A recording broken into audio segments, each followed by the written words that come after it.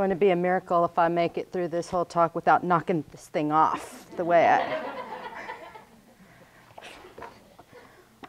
Okay. How many of you, just a quick show of hands, have donated money or things or volunteered your time for a nonprofit organization? It's quite a few in this room. How do you know that the charity used your gift wisely? Anybody? do you know? A thank you letter, yes.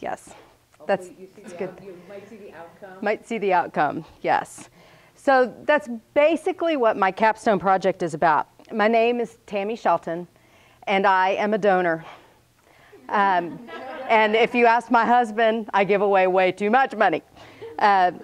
But I'm also the executive director of Camp Aransas Zoo, which is a nonprofit organization in Rockport that serves kids with disabilities and chronic illnesses. So nonprofit excellence is important to me. As someone who's on both sides of the check, it's important that nonprofit organizations are held to the highest standards of excellence that they can be held to. But then as I started looking at this, we have to define that. How do we define excellence? And so what I determined is we define them through best practices. And so which is the topic of my capstone, and it's also the topic of a book that I'm writing. And so because they're only giving me 10 minutes and so many pages, you're only going to hear about 2 of the chapters of this book. And it's something that I'm writing because I fully believe that I need to serve the nonprofit community as well as the children that I serve. So there are over 1 million nonprofit organizations in the United States. There's over 68,000 nonprofit organizations in Texas. In 2009, over $304 billion were donated to charities by individuals in the United States. Charities are under more scrutiny than ever before right now because of all that's in the media. So donors are being picky, the IRS is being picky, yet anybody can go today and start a charity. And anyone can identify themselves as a leader with no training, with no whatever. So I caution you to be careful when you write that check. As I started looking, there's very limited, I mean, when I became an executive director, there are very limited educational opportunities around here for nonprofit leaders. So that's where the idea of this book came along with the MPA program, because as you pay attention, as I said before, there's over 3,000 charities in South Texas, but there's 3 of us in the nonprofit track this semester. And so there's other organizations that provide education, but not very many.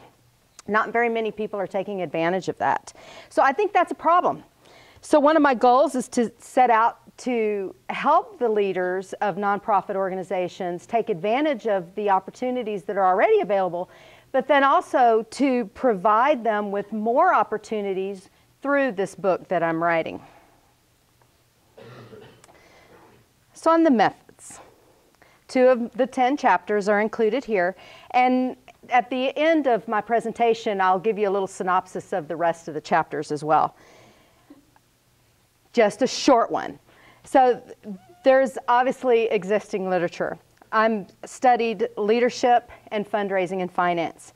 And the reason I chose those is because you can have the best mission in the world, but if you don't have anyone that can move that forward, then you're not going to be able to fulfill that mission. And you can have the best mission in the world, but if you don't have money and you don't know how to manage it, you're not going to be able to sustain that mission. So that's why I chose to focus on these first. I did a literature review for each chapter that included a total of the 2 chapters together of 61 sources. And I think it's important to let you know that I used a variety of sources. Now, the majority of them are on nonprofit management, nonprofit leadership, and come from nonprofit journals.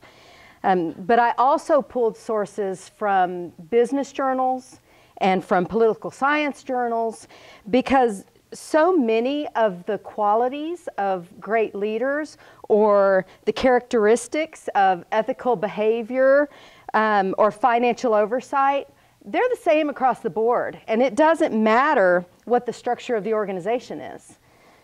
So I followed a lot of different researchers to see what they all had to say about what makes a great leader, or what it takes to be ethical and offering your financial oversight. So I took that as one piece, and then with this, I added subject matter experts. And I pulled 12 nonprofit leaders. All of them are from Texas. Most of them are from South Texas. And I pulled them, and they became my little group. And what we did, following the Delphi method as Jennifer did, we got together and we looked at all the research. And then I polled them on what they thought best practices were. And so I'm getting all this information from all these different people. I gathered it all together. I created a little synopsis, sent it all back to them and said, okay, this is what I think you said. And then they came back to me, and some of them said, yes, this is what we said. And then some of them said, Tammie, this is you talking, this is not us. So I tweaked it again so that I made sure that what I was presenting was not my opinion only, that it was the consensus of the group. So on the results, the best practices, the handout that we handed out is on one side, best practices of leadership, and there's 12 of those. And then on the other side are the best practices that we identified for fundraising and finance. And 16 best practices on fundraising and finance. With each chapter of the book, at the end of each chapter, I included a toolkit. So the reader who, maybe for example, one of the best practices is to have a conflict of interest policy. So at the end of that chapter, I included a sample of a conflict of interest policy. So it's kind of like a one-stop shop there for each book, for each chapter, excuse me. So the recommendations conclusion, where do I go with this? When I first started this project, I really wasn't planning to write a book. And when I was in the middle of the project, I really wasn't planning to complete the book. But at this point, I do believe that I will finish this book in the next couple of years. The nonprofit entities that I have talked to, even those who chose not to participate as the focus group, they are very excited about the possibility of including their influence in this book that we can write, not I can write. I'm just gathering all the information and putting it down on paper. So, and they also, unlike Candace, who had so much trouble, all of my peers were very, very helpful. And we as nonprofit leaders want to hold ourselves accountable. I mean, we think the donors should hold us accountable, and we think the government should hold us accountable, and everybody else. But we want to be the first ones to identify what we need to do to be better and to be good stewards of the funds that are given to us and to serve our constituents better. So I will be writing 8 additional chapters that are up on here. They may change a little bit because I have found as I get into the research, my ideas of what's going to fill a chapter change. But there will be a completed book in a couple of years.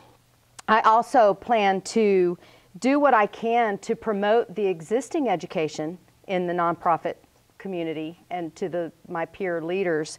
And I also am planning to, now that I'm not in school all the time, I am planning to be more active in the professional organizations that serve nonprofit leaders, because I think that's another way for me to help. And the reason I'm doing this is because, again, I'm on both sides of the check. So it's important for me to be able to identify that the entities that my husband and I give our money to our excellent